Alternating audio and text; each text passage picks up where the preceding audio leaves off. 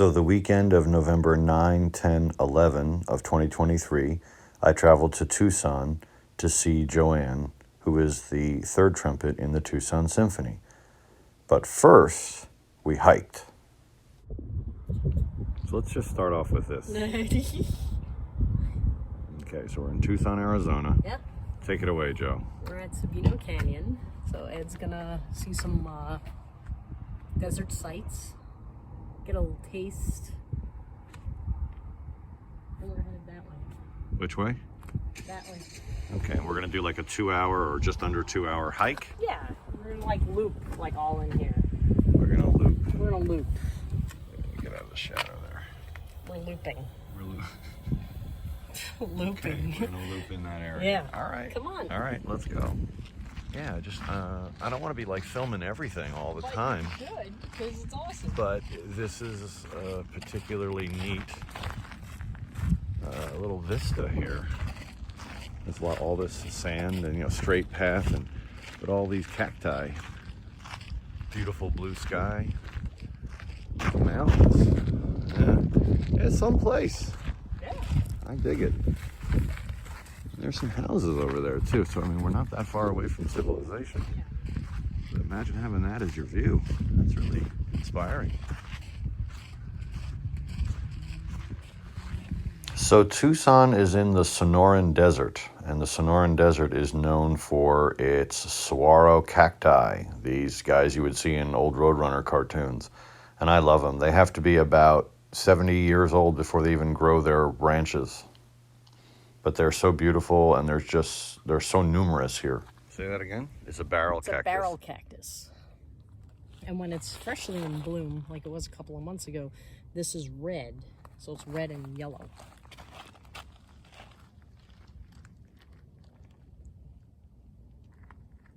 Pretty cool. It's so quiet. Yeah. Yeah, it's really nice. It's like really quiet.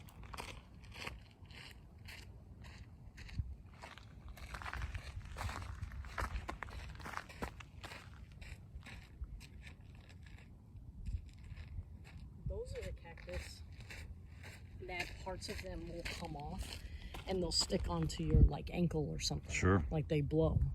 I think the little parts that come off are called cholo. Cholo. Or chola. Chola. Chola. I think it's chola. So this park was just filled with gorgeous vistas, one after another. Joanne and I had such a nice time taking this loop hike trail where we could see all these saguaros as far as the eye could see. Look at how beautiful that mountainside is there, that hillside. There's a certain beauty in the sort of desolate desert that's there. Some green, some brown, very dry, obviously. But just stunning vistas and little roadways in and out of the area. Some ridge hiking there, some beautiful overlooks.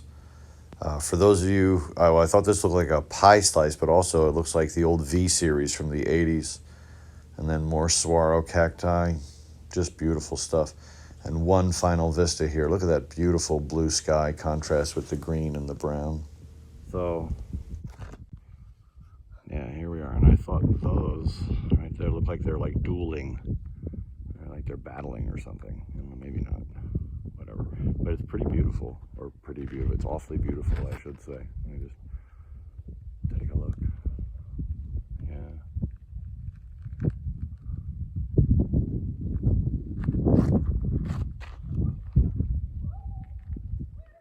It's mostly quiet, except for a few other hikers.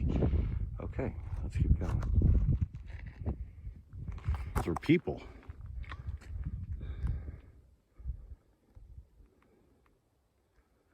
You can hear how quiet it is.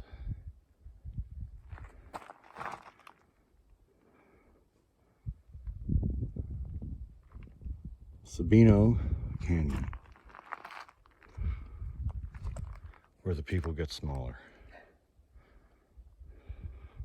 They're smaller than me.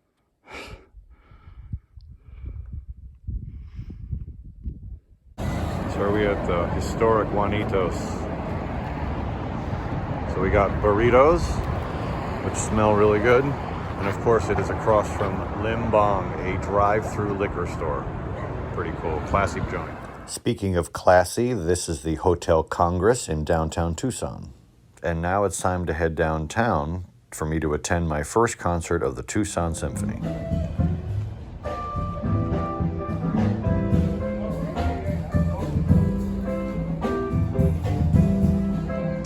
The Linda Ronstadt Concert Hall. Inside. Got some jazz going up here, very nice. I'm walking up. Beautiful night in Tucson. It's chilly.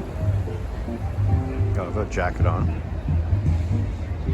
Air is very clear.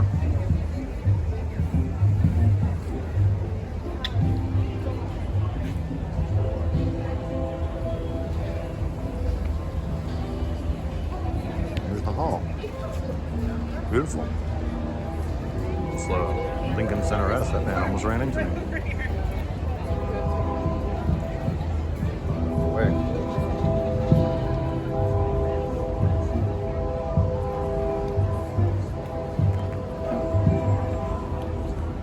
About as far away as I can get without going in this water here.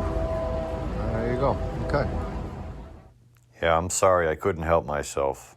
They just had all these things out for audience members to play with. Thank goodness. Here's the hall, the full orchestra on stage. It's a little close-up of Joanne with her partner in crime there, Hayato, on her left. And there's the standing brass section, standing symphony orchestra.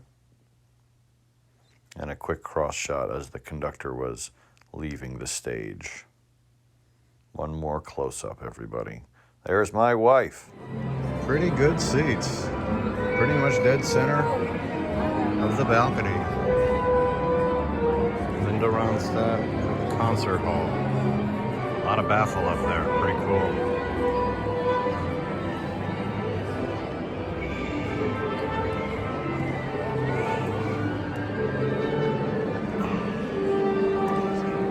What's going on here, boys and girls?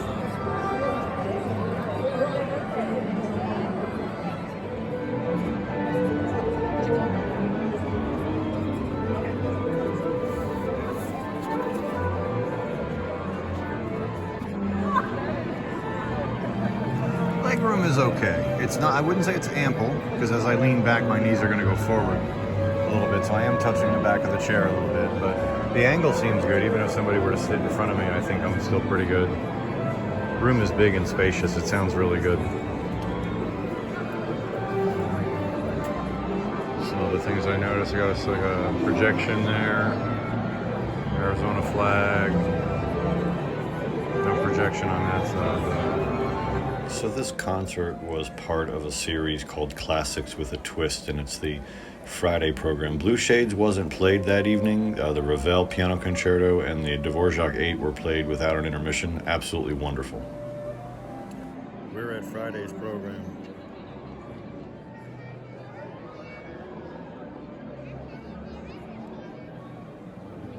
Their playbill was very interesting here. They had a lot of historic information in it. Photographs, past conductors, things like that. The orchestra is 95 years old. Pretty significant. And it looks like they started in 29. And Camille van Holst was on the program, including Schubert's Rosamunde Overture and Beethoven's Symphony No. 7. And a little close-up of that initial program. I don't know, I thought all this stuff was just kind of cool to document while I was waiting for the program to begin. So a few more photos here. That's Samuel S. Fain, and then down the bottom here is music director Frederick Balaz, I think is how you might say it. Not sure what this picture is here, honestly. Not sure what's going on there, but yeah, that's the program. So a big shout out to the Grossmans, Rich and Nina, for letting us stay in their home while they were away, and they are so gracious to help Joanne. I feel like there's a good possibility that if you were educated in America in the 1980s, your science class said something about the Biosphere 2 project. On Biosphere Road.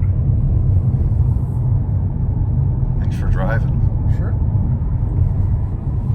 And we had this guy leave this on the car, Nick's Chalk Company. Not sure what that was about, but here we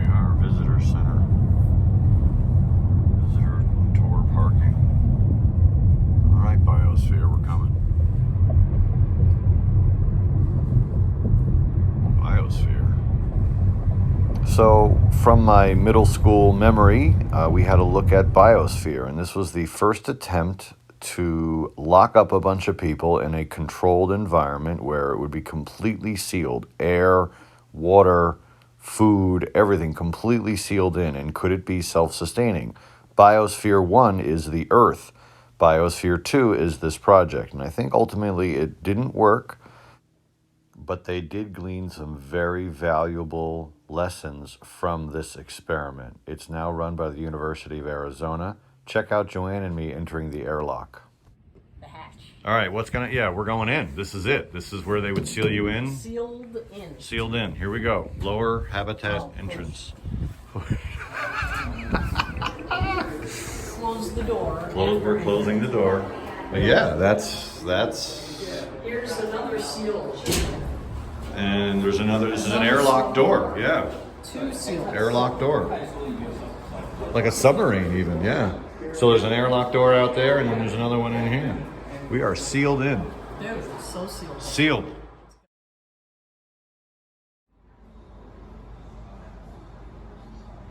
We are in a library tower. Spiral staircase. Pretty cool. There's some sort of like, big stuff. All the apartments are here. It's pretty cool. Creating enough oxygen and balancing the air pressure when the temperature was changing was a real challenge in this habitat. This device is known as the lung. Moves to that chamber in order to alleviate the pressure of the Biosphere 2 glass building. I think we're going to go in there next. The lung.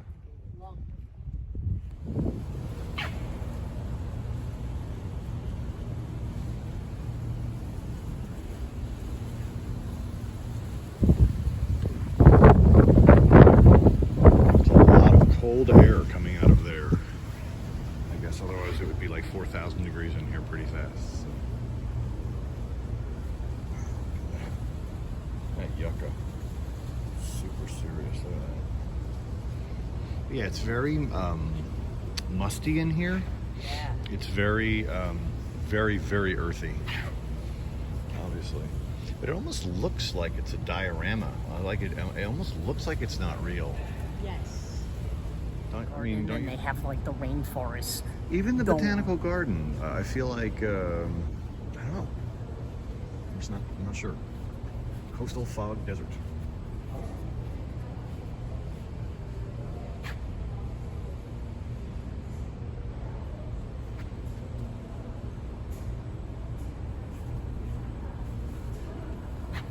All these things are bringing in air like crazy. Isn't it?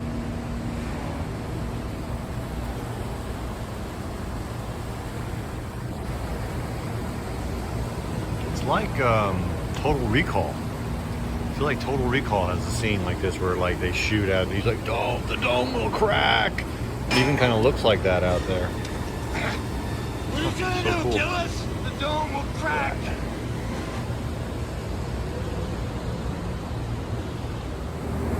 Now we are in the rainforest.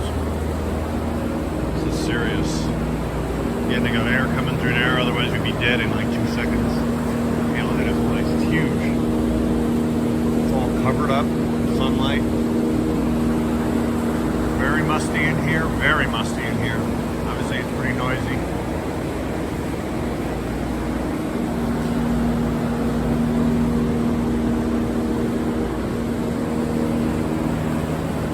Joanne's practicing all of her faces again.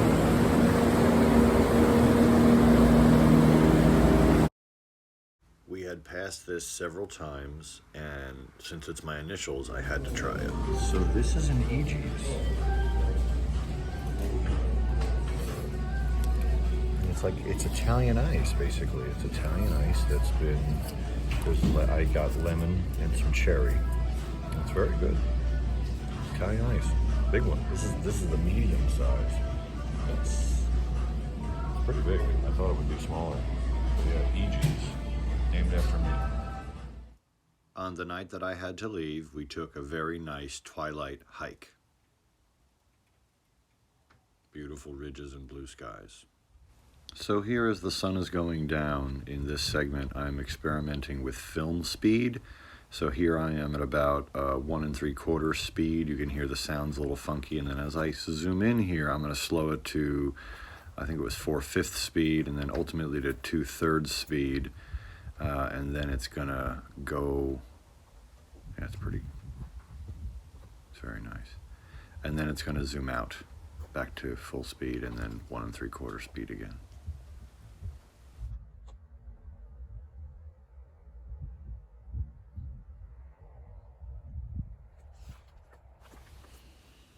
So as we see the progressives here of the sun setting in that last beautiful night in November of 2023 that I was able to have with Joanne in Tucson on this beautiful twilight hike, I want to thank Tucson, I want to thank the Tucson Symphony, I want to thank the Grossmans, and of course I want to thank Joanne for this lovely trip.